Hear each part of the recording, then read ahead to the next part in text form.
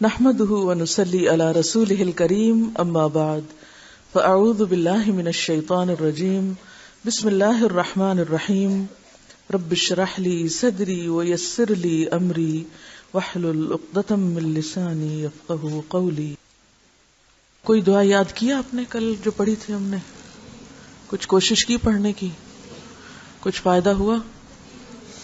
انشاءاللہ ہم کوشش کریں گے کہ ان دعاؤں کو یہیں یاد کرا دیا جائے، یعنی بار بار کہلوا کے، تاکہ آپ لوگ پھر پڑھنے کے لائق ہوں. درمیانہ جلسہ، جلسہ کا لفظ جلسہ سے نکلا ہے. جلسہ کا کیا معنی ہوتا ہے؟ بیٹھنا. مجلس کس کو کہتے ہیں؟ بیٹھنے کی جگہ. تو جلسہ یعنی بیٹھنا. مراد ہے اس سے دو سجدوں کے درمیان بیٹھنا.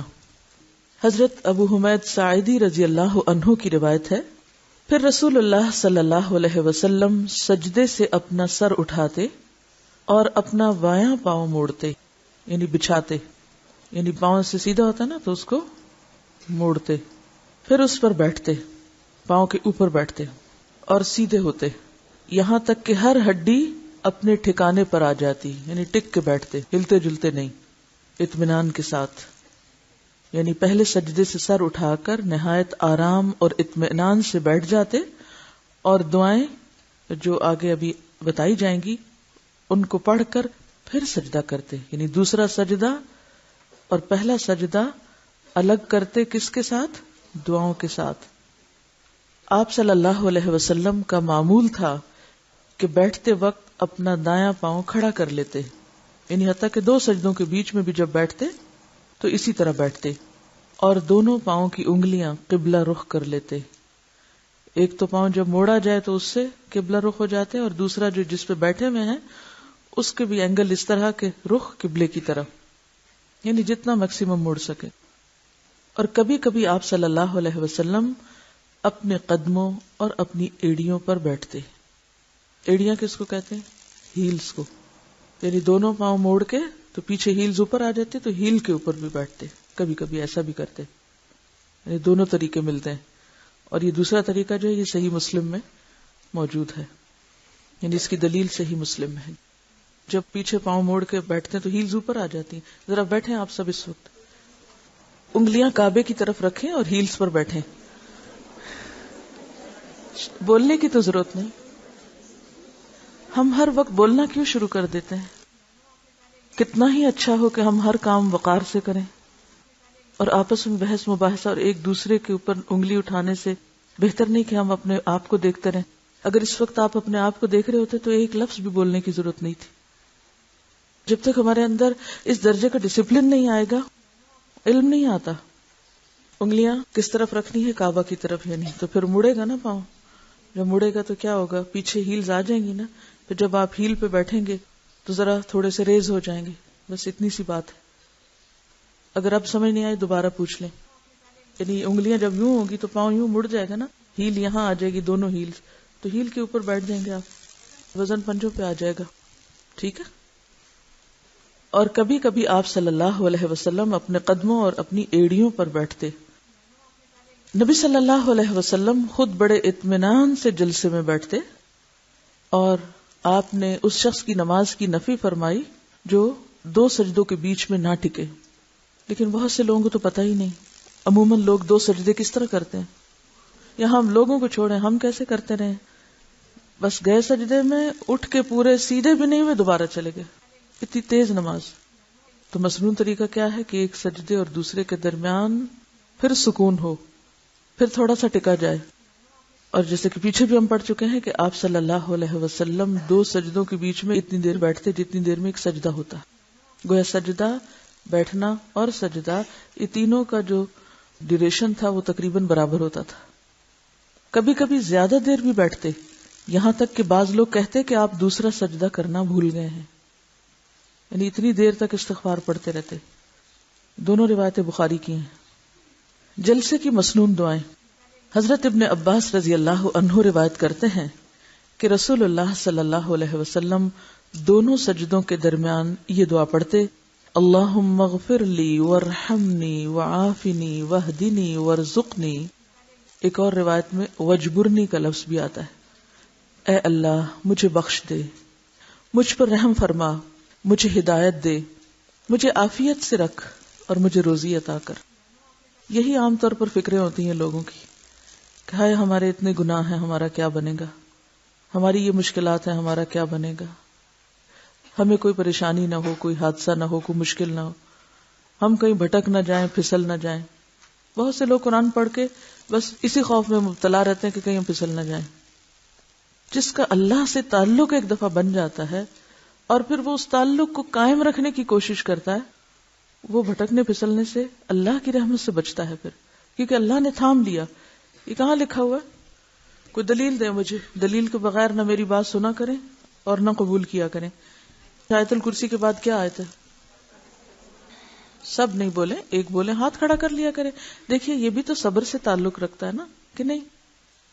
میں جب پہلی دفعہ باہر پڑھنے کے لیے گئی تو بعض اوقات ایک ایک لیکچر میں کئی لوگ بیٹھے ہوتے تھے، یعنی 40-50 نہیں، 100-200 300 تک بھی بعض اوقات ایک لیکچر تھیٹر میں لوگ بیٹھتے، اور ایسے لگتا تھا جیسے کوئی بت بیٹھے ہوئے ہیں۔ بت ہیں یہ، انسان نہیں، کوئی موم کے مجسمے اٹھتے ہیں، بیٹھتے ہیں، گھومتے ہیں، پھرتے ہیں، کان کھلے ہیں اور آنکھیں کھلی ہیں، زبان بند ہے، منہ بند ہے، اور آتا بھی ہوتا تھا تو یوں لگتا تھا کچھ نہیں آتا، اور جب کسی سے پوچھ لیا جاتا تو بتا دیتا، یا کچھ شیئر کرنا چاہتا تو اجازت لے کے شیئر کر لیتا۔ تو مجھے اتنی حیرت ہوتی تھی کہ یہ ان میں اور ہم میں کیوں فرق ہے؟ یہ انسان نہیں لگتا ان کے اندر تو کوئی جذبات ہی نہیں ہے، لیکن حقیقت یہ ہے کہ علم کے لیے ایسا ہی ڈسپلن چاہیے ہوتا ہے کہ انسان کو بہت کچھ بھی آتا ہو تو اس کے اندر یہ خواہش نہ ہو کہ پتہ چل جائے مجھے بہت آتا ہے۔ یہ خواہش کیسی خواہش ہے؟ ذرا سوچے تھوڑی دیر کے لیے، ہاں تھوڑی دیر کے لیے غور کریں اس بات پر۔ کہیں گے ہمارے پیچھے ہی پڑ گئی ہیں، چھوڑیں گی نہیں کسی بات پہ، ہیں؟ تھوڑی دیر کے لیے اس ایکشن اور اس حرکت پر غور کریں ہم سب، کہ اس بات کی خواہش، یعنی ایسا کرنا کس چیز کی عکاسی کر رہا ہوتا ہے؟ بے صبرا ہو کے بولنا، بغیر کسی کے پوچھے، بغیر کسی کی اجازت کے بس بولنا شروع کر دینا۔ کیا پتہ چلتا ہے؟ اب مجھے دوسروں سے زیادہ آتا ہے، میں جانتی ہوں، میں بھی بتا سکتی ہوں، مجھے یہ آ گیا۔ اب تو کہیں ایسا تو نہیں کہ ہمیں علم کی خود نمائی کا بھی شوق ہو؟ ذرا جھانکیں اپنے اندر، کیونکہ علم کے لیے تو زیادہ ضروری کیا ہے؟ خاموشی ضروری ہوتی ہے۔ جب پوچھا جائے کہ ہاں سب بتائیں، بولیں، اس وقت ہم خاموش ہو جاتے ہیں۔ جب یہ کہا جائے کہ ہاں سب بولیں، تو بات یہ ہے کہ یہی وجہ ہے کہ بعض اوقات ہم بہت سی چیزیں پڑھ کے بھی سمجھتے کوئی نہیں ہے، کیونکہ ہم فوکس وہاں نہیں ہوتے جو کہا جا رہا ہوتا ہے، ہمارے ذہن میں کچھ اور ہی خیالات پنپ رہے ہوتے ہیں اور ہم ان کے اظہار کے لیے جملے تلاش کر رہے ہوتے ہیں، اور اس کے اظہار کے لیے پھر ہاتھ بھی کھڑا کر دیتے ہیں ساتھ ہی بغیر اجازت کے۔ تو اس سے کیا ہوتا ہے کہ پورا ماحول جو ہے وہ ایک تفریحی ماحول بن جاتا ہے۔ بہرحال نمبر 1 غور سے سنا جائے، صرف اس وقت بولا جائے جب صحیح بات آتی ہو، اور اگر کچی پکی آتی ہے تو بس اتنی ہی بتائیں، ہاتھ کھڑا کر کے اجازت لیں اور پھر بولیں، ٹھیک ہے؟ تو آپ دیکھیں گے کہ اس طریقے سے آپ کے جو لرننگ کی پرسنٹیج ہے وہ اور بڑھ جائے گی انشاءاللہ۔ ہاں تو میں آپ سے یہ کہہ رہی تھی کہ کوئی بات دلیل کے بغیر قبول نہ کیا کریں۔ ابھی دعا یہاں تھی، وحدنی وحدنی، اللہ مجھے ہدایت دے۔ تو بات یہ ہے کہ ہم میں سے بہت سے لوگ جو دین پڑھتے جاتے ہیں، جو سمجھ آتی جاتی ہے، ساتھ ایک خوف بھی بڑھتا جاتا ہے۔ آپ سب کو آج کل کیا خوف ہے کہ یہ کیفیت جو ابھی ہم پر ہے، جو اسٹیٹ آف مائنڈ یا خشوع یا وٹ ایور اس وقت ہے، کیا یہ برقرار رہے گی؟ کیا میں اس علم پہ عمل کر پاؤں گی؟ کیا میں جذب کر پاؤں گی؟ ایک نیچرل سی فیلنگ ہے سب کی، کیونکہ جو انسان علم میں آگے بڑھتا جاتا ہے نا، اپنی جہالت کھلتی جاتی ہے، احساس ہونے لگتا ہے کہ ابھی تو بہت طویل منزل ہے، تو پھر یہ بھی ایک پازیٹیو سوچ ہے جو انسان کے اندر آتی ہے کہ پھر مجھے اس کو کیسے تھامنا ہے۔ تو اس کے لیے ایک ہی طریقہ ہے، اور وہ ہے اللہ سے اپنا تعلق کسی بھی قیمت پہ کم نہیں ہونے دینا۔ اور پھر آپ دیکھیں کہ آپ نہ بھٹک سکتے ہیں نہ پھسل سکتے ہیں۔ کیوں؟ قرآن پاک میں اللہ تعالیٰ فرماتے ہیں فَمَن يَكْفُرْ بِالطَّاغُوتِ وَيُؤْمِن بِاللَّهِ فَقَدِ اسْتَمْسَكَ بِالْعُرْوَةِ الْوُثْقَى لَا انفصام لَهَا۔ جس نے طاغوت کا انکار کر دیا اور اللہ پر اعتماد کر لیا. یؤمن باللہ، اللہ کو تھام لیا، پکڑ لیا. فقد استمسک، تو گویا اس نے مضبوطی سے پکڑ لیا. کس کو؟ بالعروۃ الوثقی، مضبوط کڑے کو. یعنی جس کا اللہ سے تعلق جڑ گیا نا، اس نے ایسا کڑا پکڑ لیا، اس کے ہاتھ ایک ایسی چیز آ گئی لن انفصام لہا، جو نہ کبھی ٹوٹے گی نہ چھوٹے گی، اور نہ ہی انسان پھر شیطان کے ہتھے چڑھ سکتا ہے. تو آپ سب کو اس خوف کے علاج کے لیے کیا کرنا ہے؟ نمبر 1، اپنے ساتھ عہد کرنا ہے کہ مجھے آج سے یا اس کورس سے یا اس کورس کے بعد سے اپنی زندگی کا ایک نیا باب رقم کرنا ہے، ایک نیا دروازہ ملنا ہے. کیا آپ کو اس کورس سے کچھ نیا نہیں ملا؟ کوئی نئی جہتیں نہیں کھل رہی ہیں نا، نئے دروازے کھل رہے ہیں. جب نیا دروازہ کھل گیا آپ کے سامنے، نیا باب، نیا دروازہ، نئی دنیا پا لی آپ نے، یا ایک سٹیپ آگے بڑھے. اب یہ ہے کہ جو کچھ میں تھی وہ تھی، آئندہ مجھے ایک نیا انسان بننا ہے، ایک نیا باب رقم کرنا ہے. تبدیلی، چینج ایکسپٹ کرنا ہے مجھے، اپنے کام میں بھی، اپنی ذات میں بھی، اپنے ماحول میں بھی. تبدیلی کا عمل نمبر 1. اس کے لیے اللہ کے ساتھ مضبوط تعلق میں کسی صورت کمی نہیں آنے دینی. اس کو آپ یوں بھی کہہ سکتے ہیں کہ اہم چیز کو نمبر 1 رکھنا ہے. اور آپ کی زندگی میں سب سے اہم کیا ہے؟ سب سے اہم کون ہے؟ اللہ. یا غلط کہہ رہی ہوں؟ سوچیے، غور کر کے جواب دیا کریں، بے سوچے سمجھے نہ بولا کریں. تو یہ نیا باب کیا ہے؟ نیا دروازہ کیا ہے؟ مجھے آئندہ زندگی کے لیے نمبر 1 کو ہی نمبر 1 پہ رکھنا ہے. اور میرے لیے نمبر 1 میرا رب. جب کوئی انسان، جب کوئی طاقت، جب کوئی طاغوت، جب کوئی بھی شخص آپ کی پرواز میں، یعنی اللہ کی طرف جو آپ کا سفر ہے اس میں رکاوٹ ڈالنے لگے، اور اگر آپ سمجھیں کہ آپ تنہا نہیں نبٹ سکتے تو فوراً وتواصوا بالحق وتواصوا بالصبر، ساتھیوں کی مدد لیں، ایک دوسرے کو پکڑیں. جیسے وہ پرندے اونچی اڑان اڑتے ہیں نا، جو ہزاروں میل کا سفر کرتے ہیں، اس میں خدا نہ کوئی پرندہ زخمی ہو جائے یا کچھ ہو جائے، تھک جائے، تو وہ ایک دوسرے کی ہیلپ کرتے ہیں، ایک دوسرے کو مدد کرتے ہیں. تنہا کوئی پرندہ اونچا نہیں اڑ سکتا، یہ یاد رکھے. طویل فاصلے جو ہوتے ہیں نا، طویل سفر، تنہا نہیں ہوتے، مانی ہوئی بات ہے، ساتھ چاہیے ہوتا ہے. تو نمبر 1 کو نمبر 1 رکھنا ہے. اور آج سے نمبر 1 بس ایک ہی ہے، کوئی اور نہیں ہے نمبر 1. اور اگر نہیں تو اس کو بنائے نمبر 1، اور صرف اللہ کی ذات. کوئی انسان، کوئی شخص، کوئی چیز، کوئی کچھ بھی اگر اس کو نمبر 2 پہ لانے لگے تو وہ نہیں ایکسپٹ کرنا. نیا باب، نئی زندگی، تبدیلی، سوچ کی تبدیلی، ذات میں تبدیلی، کام میں تبدیلی، ماحول میں تبدیلی. جو تبدیلی کرنی ہے اس کا عزم باندھے. یہ آپ کے لیے ایک نیا چیلنج اور نیا دروازہ ہے. اہم کو اہم، نمبر 1 کو نمبر 1 پہ رکھنا ہے. اور پھر اس کے لیے صبر اور مستقل مزاجی. اور اس کام کو آسان کرنے کے لیے غیر مشروط محبتیں بانٹنا ہے. غیر مشروط، انکنڈیشنل. کنڈیشنل محبت اور انکنڈیشنل محبت کیا ہوتی ہے؟ کنڈیشنل محبت یہ ہوتی ہے کہ اگر کوئی آپ سے کرے تو آپ بھی کریں گے، اور اگر وہ نہیں کر رہا آپ بھی نہیں کریں گے. یہ کنڈیشنل محبت ہوتی ہے. بہت سی محبتیں کنڈیشنلی ہوتی ہیں اس دنیا میں، لیکن دین کی تعلیم اور تبلیغ کرنے والا کنڈیشنل محبت نہیں کرتا، انکنڈیشنل. نماز نبی کی کلاس ہے اور میں کہیں اور چلی گئی ہوں، لیکن پھر اگر عام روزمرہ زندگی سے ریلیٹ نہیں کریں گے تو دعائیں کس چیز کی مانگیں گے؟ بے روح دعائیں منتر کے طور پہ مانگیں گے. تو منتر تو نہیں پڑھنے ہم نے. اگر میں وحدنی کہہ رہی ہوں تو کس چیز کے لیے کہہ رہی ہوں؟ پتہ ہونا چاہیے کہ میرا رستہ کیا ہے. قل هذه سبیلی ادعو الی اللہ. تو غیر مشروط محبتیں، اس کے لیے بہت حوصلہ چاہیے ہوتا ہے کہ نہیں؟ کتنا؟ سمندر دل چاہیے، دریا تھوڑا رہے گا. مجھے اللہ کے لیے کرنا. پھر کیا ہوگا؟ ہر ایک کو سلام کر سکیں گے نا؟ مشکل ہوگی پھر سلام کرنا، چھوٹے کو، بڑے کو، جو آپ کا شکر گزار ہو اور جو آپ کا سخت ناشکرا ہے، سب کو. جو آپ کے ساتھ اچھا کرتا ہے اور جو آپ کے ساتھ نہیں بھی کرتا اس کو بھی. کیا آپ کو اس کا کوئی ریٹرن ملے گا؟ کوئی ریٹرن ملے گا؟ کیا ریٹرن ہوگا؟ اللہ کی محبت بندوں کی محبت کے رستے سے گزر کے ملتی ہے. اللہ کی محبت ڈائریکٹ نہیں ملا کرتی. اللہ تعالیٰ نے تو شرط لگا دی، ان کنتم تحبون اللہ فاتبعونی یحببکم اللہ. اللہ کی محبت ملتی ہے کب؟ جب اللہ کے حبیب سے محبت کریں، ان کی اتباع کریں. اور ان کی اتباع اور ان کی پیروی کیا ہے کہ انہوں نے انکنڈیشنل قسم کے احسانات کیے تھے، انکنڈیشنل محبت کی تھی، غیر مشروط. کوئی کچھ بھی کر لے، مجھے اچھا ہی کرنا ہے. اتنے کام آسان ہو جائیں گے آپ کے، آپ سوچ بھی نہیں سکیں گے.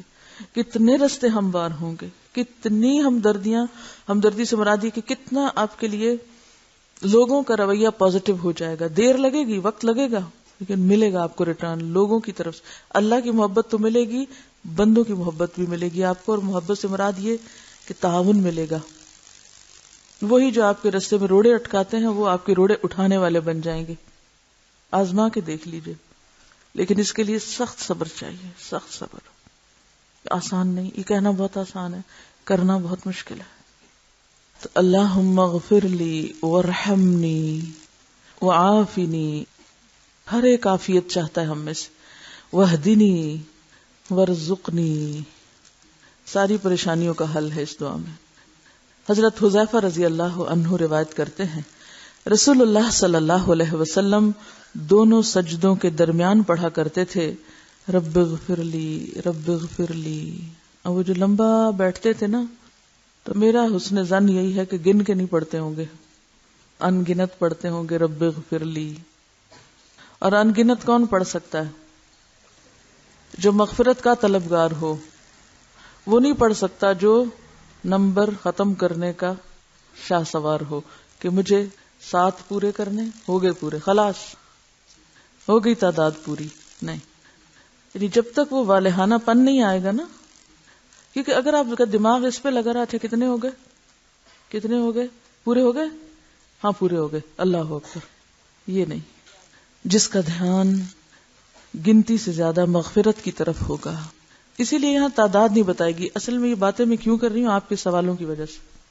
جب میں کوئی دعائیں پڑھا کے اٹھتی ہوں تو پھر مجھے اس طرح کے سوال آتے ہیں، یہ کتنی دفعہ پڑھنا ہوگا، پہلے کیا پڑھنا ہوگا، پھر کیا پڑھنا ہوگا. تو میں سوچتی ہوں یہ سوال آتا کیوں ذہن میں؟ بھئی جب خاموشی اختیار کی گئی. آج ہی میں ایک حدیث پڑھ رہی تھی کہ اللہ تعالیٰ نے کچھ چیزوں کے بارے میں خاموشی اختیار کی ہے تم پہ رحم کرتے ہوئے، لہٰذا اس کی ٹو میں مت جاؤ. یعنی کچھ چیزیں اللہ کو پتہ تھیں، وہ بہت کلیئر لفظوں میں آپ کو بتا سکتا تھا اتنی دفعہ گن کے پہلے یہ بعد میں یہ منتر کر لو، لیکن اس نے نہیں بتایا، خاموشی اختیار کی.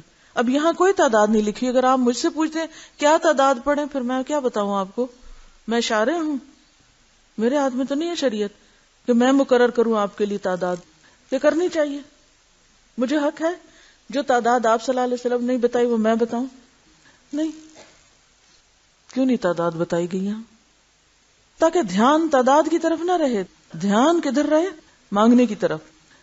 دوسرا سجدہ، جب آپ پورے اطمینان سے جلسے کے فرائض سے فارغ ہوں تو پھر دوسرا سجدہ کریں، اور پہلے سجدے کی طرح اس میں بھی بڑے خشوع و خضوع اور کامل اطمینان سے دعا یا دعائیں پڑھیں. مت پوچھیں کتنی دفعہ اور کون کون سی، یہ آپ کی اپنی چوائس ہے. بس مسنون دعائیں بتا دی گئی ہیں، سلیکٹ کریں اور پڑھیں، اور پھر اٹھیں. جلسہ استراحت کس کو کہتے ہیں؟ آرام. یعنی ایک رکعت ہو گئی، اب ذرا آرام کر کے اٹھے. آرام سے مراد یہاں ریلیکس کرنا نہیں. اچھا، انٹرسٹنگ بات یہ ہے کہ اس کا نام جو میں نے استراحت پڑھا تو مجھے تھوڑی سی حیرت ہوئی.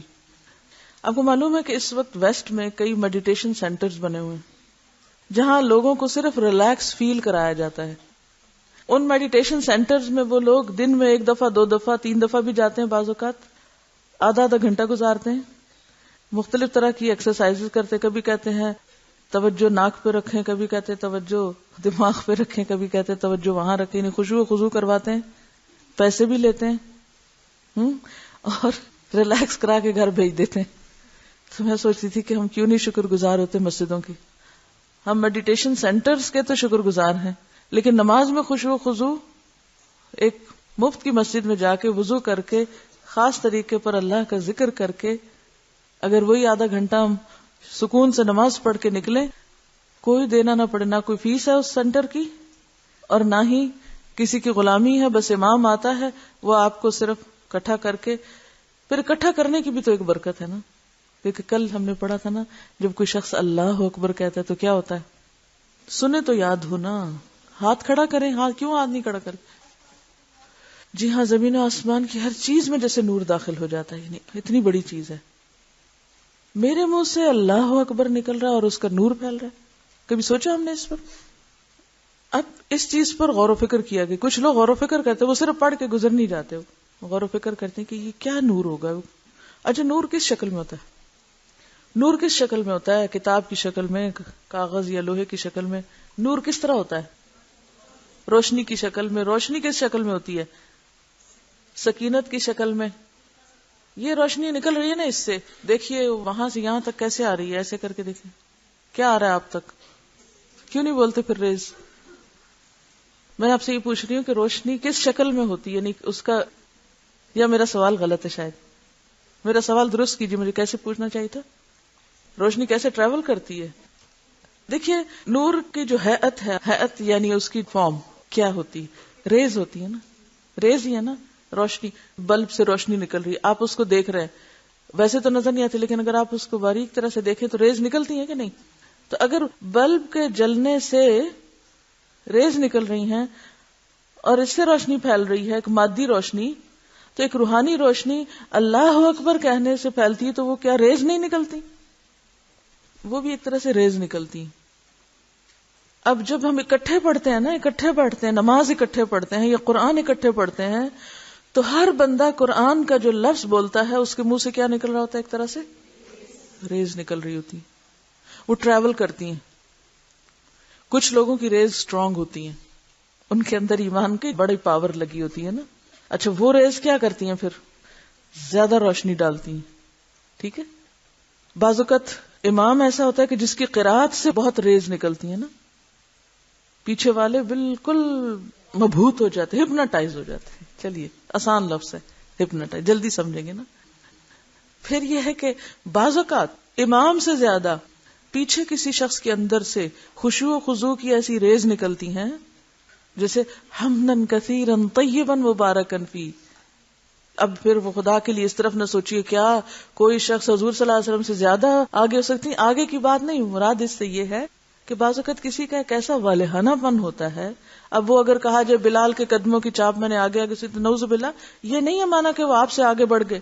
یہ صرف سمجھانے کی ضرورت ہے، یا سمجھانے کے لیے ایک بات کی جا رہی ہے کہ بعض اوقات کسی انسان کے اوپر ایک ایسی کیفیت یا محبت یا اللہ کی محبت یا دل کے اندر ایک ایسی قوت آتی ہے کسی خاص لمحے یا موقع کہ وہ ناقابل بیان ہوتی ہے. بہت شدید قسم کی انرجی اس سے نکلتی. اچھا، وہ انرجی جو ہوتی ہے وہ باقی لوگوں کو بھی متاثر کرتی. اسی طرح کچھ لوگوں کے اندر نیگیٹو ریز بھی ہوتی ہیں، وہ کوئی ان کا خشوع خضوع نہیں، وہ اباسیاں لے رہے ہیں اور جمائیاں لے رہے ہیں، اور وہ اس سے کیا ہوتا ہے؟ جمائی لینے سے کیوں منع کیا گیا؟ اس سے پھر نیگیٹو ریز ٹرانسفر ہوتی ہیں سب میں. ایک سو رہا ہے تو سارے ہی سونے لگ جائیں گے، ساری محفل متاثر ہوگی. ٹھیک ہے. تو اب آپ دیکھیے کہ جب اکٹھے نماز پڑھتے ہیں، اور مسجد کا اس وقت میں کانسیپٹ آپ کو دے رہی ہوں کہ میڈیٹیشن سینٹر کی بجائے مسجد کس طرح فائدہ مند ہو سکتی ہے کہ اس میں شرط ہے نماز کے لیے خشوع و خضوع اختیار کریں، سر اس طرح ٹکائیں، ناک یہاں رکھیں، ہاتھوں پہ بوجھ آئے، گھٹنے جما کے رکھیں، انگلیاں یوں موڑیں. یہ ساری چیزیں کسی ریجیڈیٹی کے لیے نہیں، ان میں سے ایک ایک چیز کے پیچھے ایک حکمت ہے. اور جب سب لوگ مل کے کرتے ہیں تو واقعی جو مسجد سے نکلتا ہے صحیح نماز پڑھ کے، وہ اتنا سکون اور اتنی خوشی پاتا ہے جو دنیا کے کسی میڈیٹیشن سینٹر میں آپ پیسے دے کے وقت لگا کے بھی نکل آئیں کچھ نہیں ملے گا. یہ کتنا ترس آتا ہے نا، اتنا دل دکھتا ہے کہ کس طرح انسانیت لاسٹ ہے، کہاں بھٹک رہی ہے. جب تک آپ غیر مشروط محبت نہیں کریں گے ان سے، دل میں دکھ نہیں آتا. یعنی میں تو جب ایسے لوگوں کو دیکھتی ہوں، پیسے بھی ضائع کر رہے ہیں، تکلیف بھی اٹھا رہے ہیں. اچھا، پھر بعض ایسے سینٹرز وہاں بنے ہوئے جہاں لوگوں کو صرف ہنسایا جاتا ہے. کبھی ٹیلی ویژن پہ آپ نے پروگرام سنے ہوں گے ہنسنے والوں کے، ریلیکسیشن سینٹر. وہاں لوگوں کو لا کے الٹی سیدھی باتیں سنا کے، یعنی پٹھے سیدھے جس کو کہتے ہیں جوک سنا کے، بس لوگوں کو ہنساتے ہیں، ہنسا کے ہنساتے رہتے ہیں. یا ایسے پروگرام ہوتے ہیں کہ جس میں الٹی حرکتیں لوگ کر رہے ہوتے ہیں، وہ دکھا کے ہنسا کے وہ وقتی طور پہ کیا کرتے ہیں، غم بھولتے ہیں. باہر نکلتے ہیں اسی دنیا میں لوٹ جاتے ہیں. وہ جہاں ہنسے تھے وہ ہنسی وہیں رہ گئی, ساتھ کچھ بھی نہیں آیا. اچھا, بعض ایسی جگہ ہیں جہاں لوگوں کو رلایا جاتا باقاعدہ, کیونکہ جب انسان نہیں روتے تو دل سخت ہو جاتے نا, تو ان کے دل نرم کرنے کے لیے ان کو رلانے کے طریقے اختیار کیے جاتے ہیں. اب آپ خود سوچیں کہاں بھٹک رہے ہیں لوگ. کیا اللہ کے کلام میں انسان کے لیے بشارت, یعنی جب تلاوت ہوتی ہے تو اس میں بشارت کی آیتیں نہیں آتی, اس میں عذاب کی آیتیں نہیں آتی. ایک تو نا مصنوعی ہنسی ہنسانا, اور ایک کیا ہے واقعی دل کے اندر سے اس کیفیت کا غبار نکلنا. تو کتنا بہترین سسٹم ہے جو اللہ نے ہمیں دیا ہے, اور جس کی ہم قدر نہیں کر رہے, اور جس کے لیے ہم دوسروں کے سامنے نمونہ نہیں پیش کر رہے, اور انسانیت بھٹک رہی ہے, تکلیف اٹھا رہی ہے, کیونکہ فطرت سے ہٹی ہوئی ہے نا, اللہ کے دین سے ہٹی ہوئی ہے. تو جلسہ استراحت یعنی ایک رکعت پوری کرنے کے بعد تھوڑا سا ٹک کے پھر اٹھنا. دوسرا سجدہ کر چکنے کے بعد ایک رکعت پوری ہو چکی ہے, اب دوسری رکعت کے لیے آپ نے اٹھنا ہے, لیکن اٹھنے سے پہلے جلسہ استراحت میں ذرا بیٹھ کر اٹھیں. اس کی صورت یہ ہے, رسول اللہ صلی اللہ علیہ وسلم اللہ اکبر کہتے ہوئے دوسرے سجدے سے اٹھتے اور اپنا بایاں پاؤں موڑتے ہوئے بچھاتے اور اس پر بیٹھتے, پھر دوسری رکعت کے لیے کھڑے ہوتے, اور اگر ایڑی پر بیٹھتے تو پھر ظاہر ہے اسی طرح کھڑے ہوتے. رسول اللہ صلی اللہ علیہ وسلم اپنی نماز کی طاق یعنی پہلی اور تیسری رکعت کے بعد کھڑے ہونے سے قبل سیدھے بیٹھتے تھے. ٹھیک ہے, یعنی تشہد کا جو جلسہ ہوتا تھا اس میں اور طرح, اور پہلی اور تیسری رکعت کے بعد کھڑے ہونے سے قبل سیدھے بیٹھتے. جلسہ استراحت سے اٹھتے وقت دونوں ہاتھ زمین پر ٹیک کر اٹھے, یعنی سہارا لے کے اٹھے. بعض لوگ سمجھتے ہیں کہ گھٹنوں پہ رکھنا زیادہ بہتر ہے, اور گھٹنوں پہ رکھ کے اٹھے اس سے بہتر کیا ہے زمین پہ ٹیک کے اٹھے. دوسری رکعت رسول اللہ صلی اللہ علیہ وسلم جب دوسری رکعت پڑھ کر کھڑے ہوتے تو الحمد شریف کی قرات شروع کر دیتے اور دعائے افتتاح کے لیے سکتہ یعنی خاموشی اختیار نہ کرتے تھے. یہ نیچے آپ حاشیہ پڑھیے نمبر 3 کا, یعنی زمین پہ ہاتھ ٹیک کر اٹھنے کے بارے میں. ایک مختلف فی روایت میں جلسہ استراحت سے قیام کے لیے اٹھتے وقت ہاتھوں کو آٹا گوندنے والی کیفیت کے ساتھ زمین پر ٹیکنے کا ذکر ہے, جس سے بعض علماء نے یہ استدلال کیا ہے کہ بند مٹھیوں کو زمین پر ٹیک کر اٹھنا مستحب ہے, حالانکہ بشرط صحت حدیث دونوں امر مستحب ہیں, کیونکہ آٹا گوندتے وقت بھی کبھی ہاتھ کھولے جاتے ہیں, کبھی مٹھیاں بنائی جاتی ہیں. لہذا نمازی جس میں سہولت محسوس کرے دونوں طرح کی اجازت ہے. اچھا, اس میں کیوں فلیکسیبلٹی ہے؟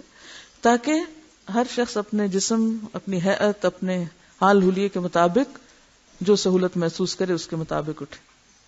اگر گھٹنوں پہ ہاتھ رکھ کے اٹھا جائے تو کیا ہوتا ہے, سارا بوجھ کمر پہ پڑتا ہے, اور اگر زمین پر آپ رکھیں تو کمر کو ریلیکسیشن ملتی, ہاتھوں پہ بوجھ آتا ہے.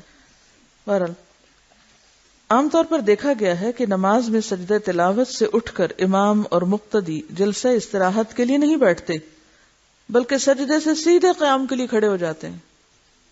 یعنی سجدہ کیا, یعنی بیٹھے نہیں بلکہ کھڑے ہو گئے. حالانکہ سجدہ تلاوت کرنے کے بعد بھی جلسہ استراحت کرنا چاہیے, کیونکہ جلسہ کی احادیث کے عموم کا یہی تقاضا ہے. تشہد, تشہد کا کیا مطلب ہوتا ہے؟ بعض لوگ اس کو کیا پڑھتے ہیں تشہد, غلط. یہ کیا ہے تشہد؟ کون سا باب ہے؟ شکر ہے, گرامر پڑھنے کا کوئی تو فائدہ ہو. اس کو قاعدہ اولا بھی کہتے ہیں. دوسری رکعت کے بعد دوسرے سجدے سے اٹھ کر بایاں پاؤں بچھا کر اس پر بیٹھ جائیں اور دایاں پاؤں کھڑا رکھیں, جیسے آپ جلسہ استراحت میں بیٹھے تھے.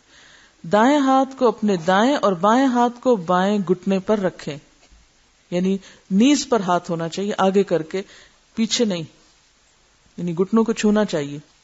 حضرت عبداللہ بن زبیر رضی اللہ عنہ کی روایت میں ہے, کان رسول اللہ صلی اللہ علیہ وسلم اذا قعد يدعو وضع يده اليمنى على فخذه اليمنى ويده اليسرى على فخذه اليسرى.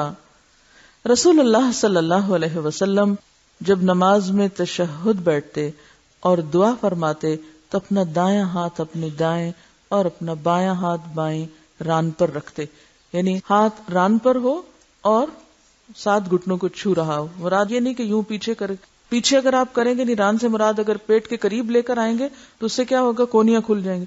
جب کونیاں کھلیں گی تو کیا ہوگا، ساتھ والوں کو تکلیف ہوگی. اور اگر آپ ران پر ہاتھ رکھے ہوئے لیکن گھٹنوں کے قریب ہیں اور گھٹنوں کو بھی چھو رہے ہیں، یعنی گھٹنے چھونے کا مطلب یہ نہیں کہ آپ بالکل ہاتھ نیچے لے جائیں اپنے گھٹنوں کے، نہیں، ران پر ہاتھ رکھ کے گھٹنوں کو چھوئیں، یہ مراد ہے. معلوم ہوا کہ نمازی کو رخصت ہے دونوں ہاتھ گھٹنوں پر رکھے چاہے رانوں پر. اب آپ قاعدہ اولا میں یعنی ذرا پیچھے بھی ہو جائیں یا آگے ہو جائیں تو اس سے فرق نہیں پڑتا. اب آپ قاعدہ اولا میں تشہد پڑھیں. حضرت عبداللہ بن مسعود رضی اللہ عنہ سے روایت ہے کہ رسول اللہ صلی اللہ علیہ وسلم نے فرمایا، پس جب تم نماز میں قاعدہ کے لیے بیٹھو تو یہ پڑھو، التحیات للہ والصلوات والطیبات. بعض لوگ یہ التحیات میں دوسری یعنی یا کے اوپر شد نہیں پڑھتے، وہ التحیات پڑھ دیتے. حیات نہیں ہے، التحیات، تحیہ کی جمع ہے یہ. التحیات للہ والصلوات والطیبات، السلام علیک ایہا النبی ورحمۃ اللہ وبرکاتہ، السلام علینا وعلی عباد اللہ الصالحین، اشہد ان لا الہ الا اللہ واشہد ان محمدا عبدہ ورسولہ. میری ساری قولی، بدنی اور مالی عبادت صرف اللہ کے لیے خاص ہے. اے نبی، آپ پر اللہ تعالی کی رحمت، سلامتی اور برکتیں ہوں، اور ہم پر اور اللہ کے دوسرے نیک بندوں پر بھی سلامتی ہو. میں گواہی دیتا ہوں کہ اللہ کے سوا کوئی سچا معبود نہیں ہے، اور میں گواہی دیتا ہوں کہ محمد صلی اللہ علیہ وسلم اللہ کے بندے اور رسول ہیں. کیا سیکھا آپ نے تشہد سے؟ ہاتھ کھڑا کر کے جواب دیجئے. ایک کوئی بولے تشہد سے کیا سیکھا آپ نے؟ یعنی تشہد کے الفاظ سے کوئی بات آپ نے سیکھی ہو. یعنی ایک طرح سے نماز کا کنکلوژن ہو رہا ہے کہ جو کچھ بھی میں نے کیا وہ سارے کا سارا اللہ کے لیے ہے. میری بدنی عبادت اور میری قولی عبادت، التحیات کے معنی میں، اور والصلوات. اس میں آپ دیکھیے کہ سب کے لیے سلامتی کی دعا ہے، سب کے لیے سلامتی کا پیغام ہے. میں گواہی دیتا ہوں کہ اللہ کے سوا کوئی سچا معبود نہیں ہے، اور میں گواہی دیتا ہوں کہ محمد صلی اللہ علیہ وسلم اللہ کے بندے اور رسول ہیں. ان کلمات کو ادا کرنے سے ہر نیک بندے کو، خواہ وہ زمین پہ ہو یا آسمان میں، نمازی کا سلام پہنچ جاتا ہے. حضرت عبداللہ بن مسعود بیان کرتے ہیں کہ جب تک رسول اللہ صلی اللہ علیہ وسلم ہمارے درمیان موجود رہے، ہم السلام علیکہ ایھا النبی کہتے رہے. جب آپ فوت ہو گئے تو ہم نے خطاب کا صیغہ چھوڑ کر غائب کا صیغہ پڑھنا شروع کر دیا، پھر ہم السلام علی النبی پڑھتے تھے. رسول اللہ صلی اللہ علیہ وسلم درمیانی تشہد میں تشہد سے فارغ ہو کر کھڑے ہو جاتے تھے، لہذا درمیانی تشہد میں صرف تشہد کافی ہے. اگر کوئی شخص تشہد کے بعد دعا کرنا چاہے تو بھی جائز ہے. اس سے کیا پتہ چلتا ہے کہ 2 رکعتوں کے بیچ میں جو تشہد پڑھا جاتا ہے اس میں صرف تشہد پڑھنا کافی ہے، لیکن اگر کوئی دعا پڑھنا چاہے تو اجازت ہے، رخصت ہے. نبی صلی اللہ علیہ وسلم نے فرمایا، جب تم 2 رکعت پر بیٹھو تو التحیہ کے بعد جو دعا زیادہ پسند ہو وہ کرو، اور دعا سے پہلے درود پڑھنا چاہیے. رسول اللہ صلی اللہ علیہ وسلم نے سنا ایک آدمی نماز میں دعا کر رہا تھا. آپ نے فرمایا اس نے جلدی کی، نماز میں پہلے اللہ کی تعریف کرو، پھر نبی صلی اللہ علیہ وسلم پر درود بھیجو، پھر دعا کرو. لہذا درمیانی تشہد میں تشہد کے بعد درود اور دعا بھی کی جا سکتی ہے، یعنی اینڈ تک بھی پڑھ سکتے ہیں. اس لیے کبھی اینڈ تک بھول کے پڑھ جائیں تو اس پہ سجدہ سہو کی ضرورت نہیں ہے، یہ ویسے ہی اس کی رخصت ہے. لیکن ہم اس رخصت سے سوائے بھولنے کا فائدہ نہیں اٹھا سکتے. اب یہ جو بات ہے نا کہ نماز میں دعا درود شریف کے بعد، تو یہ نماز کے لیے تو خاص ہے، عام زندگی کے لیے مستحب ہے. لیکن اگر کبھی ایسا نہ ہو سکے تو کوئی حرج نہیں، ڈائریکٹ بھی دعا مانگ سکتے ہیں. ٹھیک ہے، نماز ایک فارمل دعا بھی تو ہے نا، یعنی صلاۃ کا کیا معنی ہے؟ دعا، پریئر، ایک فارمل پریئر ہے. اور نماز کے باہر جو ہم پریئر کرتے ہیں وہ کیا ہے؟ انفارمل. تو فارمل کو آپ کس طرح کریں گے؟ فارمل طریقے سے. لیکن دوسری کو آپ کیسے کریں گے؟ انفارمل طریقے سے. یا پھر فارمل بھی اس کو کر سکتے ہیں، آپ پہلے اللہ کی تسبیح کریں، پھر درود شریف پڑھیں، پھر دعا پڑھیں. لیکن اب مثلاً آپ بستر سے اٹھ رہے ہیں تو اب آپ کیسے دعا مانگیں گے؟ الحمدللہ الذی احیانا بعد ما اماتنا والیہ النشور. اس سے پہلے درود شریف پڑھیں گے؟ نہیں، کہیں نہیں آیا کہ اس سے پہلے درود شریف پڑھیں گے، اس سے پہلے آپ کچھ اور پڑھیں. تو بعض مقامات ایسے ہیں کہ جہاں آپ انفارمل طریقے سے بس دعا مانگ لیں، اور بعض مقامات ایسے ہیں کہ جہاں پر آپ کو فارمل طریقے سے ہی مانگنی ہوگی، تشہد کے بعد درود شریف کے بعد دعا. آپ یہ نہیں کر سکتے تشہد کے فوراً بعد دعا. ٹھیک ہے. وآخر دعوانا ان الحمد للہ رب العالمین. سبحانک اللہم وبحمدک نشہد ان لا الہ الا انت نستغفرک ونتوب الیک.